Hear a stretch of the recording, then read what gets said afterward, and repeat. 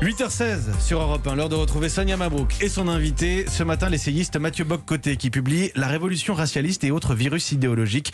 C'est aux presses de la Cité. Bienvenue à vous et bonjour Mathieu Bock-Côté. Bonjour. On va donc parler virus ce matin, mais pas celui que l'on croit puisqu'il est question de virus dans votre livre La révolution racialiste et autres virus idéologiques. Vous lancez l'alerte contre un fanatisme identitaire qui avance, dites-vous, sous couvert d'antiracisme et d'inclusion. Vu du Québec, tout d'abord, comment la France est-elle perçue face à cette offensive?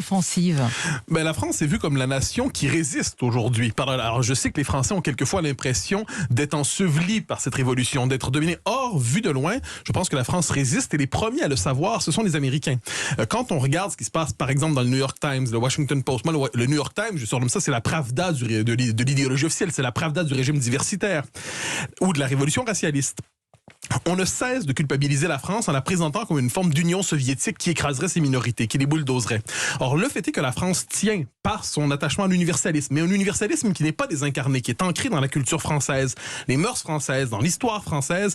La France résiste aujourd'hui, et pas simplement idéologiquement, mais pas de tout son être, je crois, à cette révolution. Alors évidemment, elle est traversée quand même par ces courants idéologiques. Ils sont présents dans l'espace public, mais l'originalité française, c'est de résister, me semble-t-il, à cette révolution qui est d'une grande violence idéologique aujourd'hui. Et nous ne sommes pas devant, il faut le redire, ça je pense, nous ne sommes pas devant un réformiste, nous ne sommes pas devant des revendications modérées dont on pourrait parler. Nous sommes devant une forme d'agressivité idéologique très forte, à tentation totalitaire, et la France, devant cela, résiste. On va en parler justement de cette tentation, et les mots sont forts, totalitaires, mais est-ce que les Français en sont conscients? Parce que j'ai lu, Mathieu Bock-Côté, que vous demandez parfois, vous vous demandez si les Français sont vraiment conscients de la profondeur de leur culture et de la vision du monde qu'elle exprime. Vous pensez qu'il faut être étranger ou né ailleurs pour le remarquer, le ressentir davantage? Je crois que certains Français le savent, mais cela dit, alors la tentation des Français, c'est de se croire immédiatement universel. Alors les Français, ils oublient tout le temps à quel point se croire à ce point universel, c'est si français. Et donc la tentation, l'universel est inscrit ici dans une histoire, une culture, un rapport au politique, un rapport à l'histoire, un rapport à la mémoire, un rapport à l'individu, un rapport à l'émancipation. Donc il y a en France une capacité de résistance qui va au-delà des idéologies. Et c'est, je crois, la marque distinctive de la France dans tout ça, c'est qu'elle n'oppose pas simplement une idéologie à une autre. C'est, je dirais, de tout son être qu'elle résiste spontanément à ces idéologies qui déferlent. Donc on le voit par sa défense de l'universalisme, oui, mais qui est une expression de la culture française. On le voit dans sa méfiance envers toute la catégorisation raciale des populations.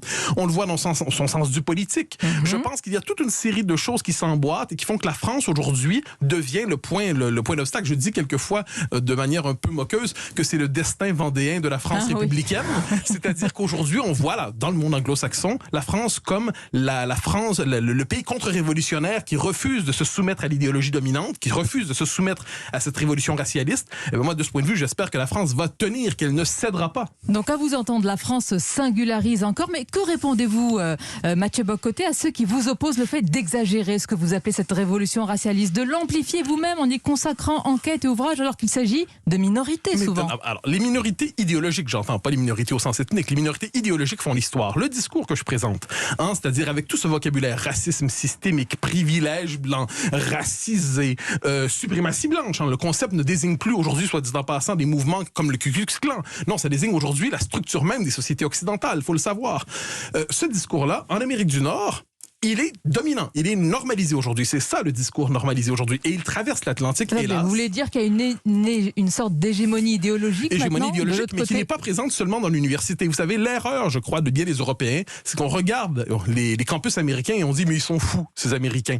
Or, ce n'est plus une exclusivité des campus américains. Ce discours-là, il est présent dans les grandes entreprises. Apple, Coca-Cola. Coca-Cola, tout récemment, je donne un exemple, propose un séminaire à ses employés pour leur apprendre à devenir moins blancs. Leur apprendre à devenir moins blanc, se déblanchir.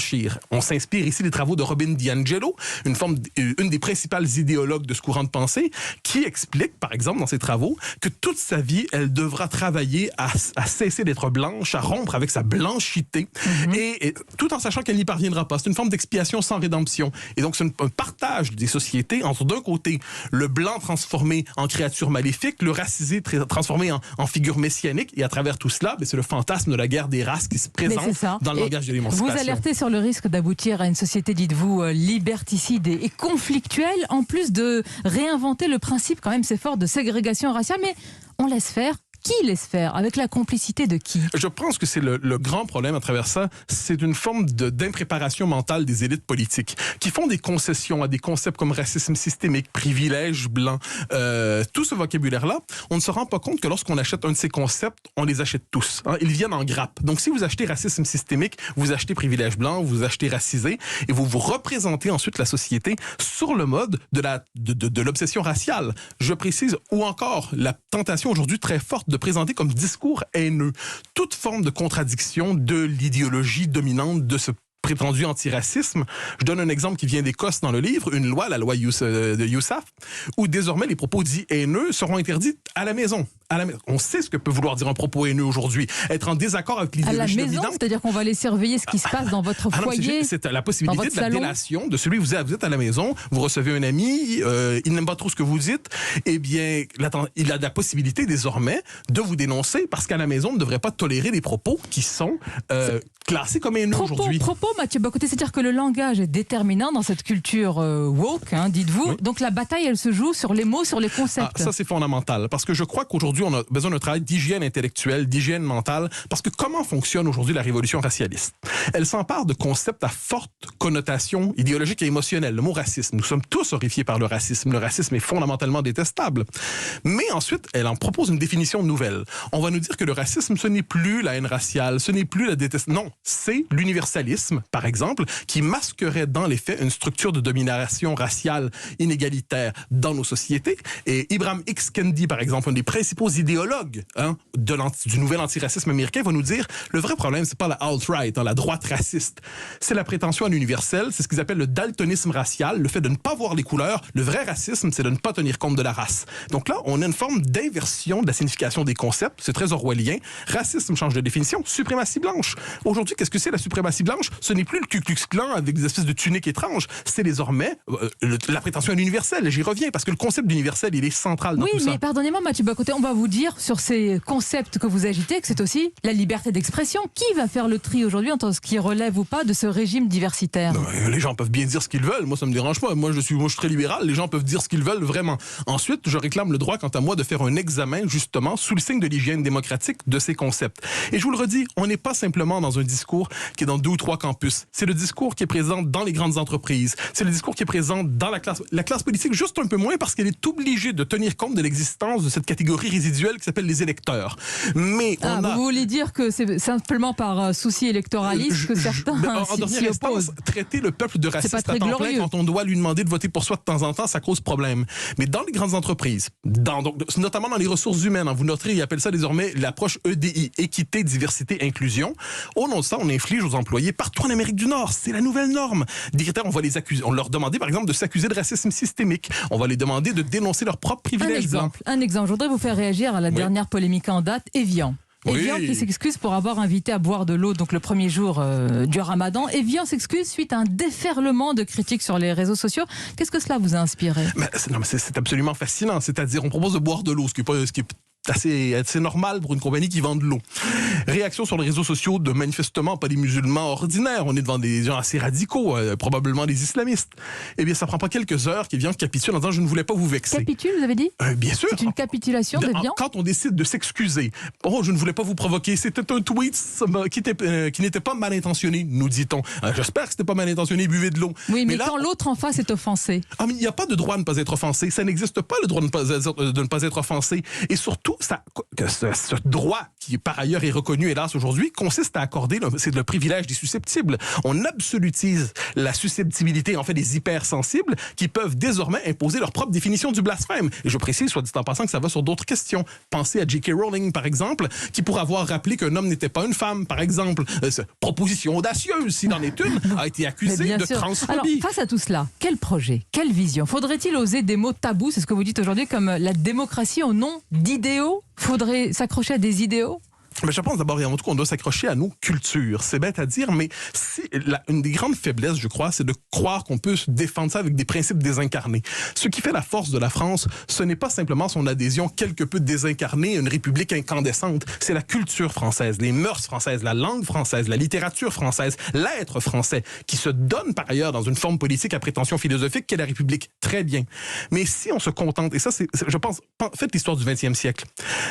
La démocratie ne se défend jamais d'elle-même si elle ne s'ancre pas dans un principe de civilisation. Moi, je donne toujours ces 3 exemples. Churchill, De Gaulle, Solzhenitsyn. Oui, mais n'est pas De Gaulle, n'est pas Churchill, n'est pas Solzhenitsyn qui veut. Faut quand même se donner des bons modèles. Je veux dire, on va quand même pas prendre comme modèle le dernier crétin du coin de la rue. Alors, on prend et on voit au nom de quoi ont-ils été capables de se défendre. Au nom d'une certaine transcendance, le sens de la patrie, le sens de la civilisation, le sens de l'histoire, le sens des libertés. De ce point de vue, je pense qu'il nous faut revisiter l'histoire de la résistance aux idéologies totalitaires, parce que la révolution racialiste est une révolution en prétention, enfin, à logique totalitaire, et en se faisant croire qu'on se bat contre une forme de réformisme un peu exagéré, mais qui aurait bon cœur. Non. Vous vous rendez compte des conséquences, Mathieu Bock-Côté. Dire logique totalitaire aujourd'hui, vous êtes un opposant à ce régime, en fait, diversitaire, que vous appelez fanatisme racialiste. Qu'est-ce que vous risquez ? Je pense que dans les faits, quand on décide de s'opposer à ça, il faut accepter, on va se faire traiter de type d'extrême droite, c'est inévitable, de raciste. Toutes ces insultes viendront. Je pense que devant cela, il faut simplement se carapacer un peu, se donner une bonne armure mentale, accepter que le prix à payer aujourd'hui pour exprimer cette dissidence, ce désaccord, il va y avoir tous les patrouilleurs de la circulation idéologique qui vont chercher à nous traiter. Vous êtes nauséabond, hein, ils pensent du nez, ces gens-là. Hein, c'est l'argument olfactif, vous êtes nauséabond, vous êtes sulfureux. Il faut s'en ficher un peu, tenir tête à ce discours, et je pense véritablement qu'on peut encore tenir, mais ce ne sera pas éternel, parce que ce discours-là devient dominant dans les institutions. Or, quoi qu'on en dise, le régime, c'est mon côté très aristotélicien, le régime commande dans nos sociétés quand cette idéologie domine l'université, les médias, domine le langage de l'administration. Souvent, quand l'administration se met à parler de langage racialiste, eh bien, à un moment donné, on est dans mauvaise situation. Il faut tenir, ne rien céder. On a compris. Vous tenez, vous êtes en tous les cas un passionné. Vous n'hésitez pas à descendre dans l'arène pour défendre vos idées. Merci de l'avoir fait ce matin sur Europe 1 avec ce livre, La Révolution racialiste et autres virus idéologiques aux presses de la Cité. Merci beaucoup Mathieu Bock-Côté. Merci infiniment.